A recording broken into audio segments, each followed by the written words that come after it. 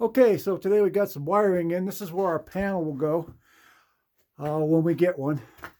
But I got the wiring for both the kitchen and the bathroom. Comes up here to the ceiling. The bathroom feed comes down here to a GFCI and then back over. In case you want to put a bidet or a heater or something right here, you got an outlet. So anyway, it comes over to here. In here we'll have an outlet. We'll have a light up here, and connected to that light will be the fan. I ran the wire for that.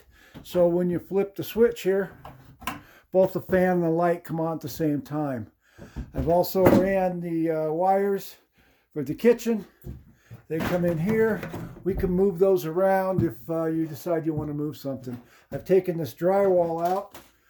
We need 1/2 inch for the shower. The directions specifically say 1/2 inch, but we can continue with this 3/4 here, and I can sister it right here. That 5/8 drywall there. Did I say 3/4 drywall? Shit. 5/8 drywall. That's got to come out there, and I just got to put a piece in here, 5/8. So anyway, that's what we got done for today.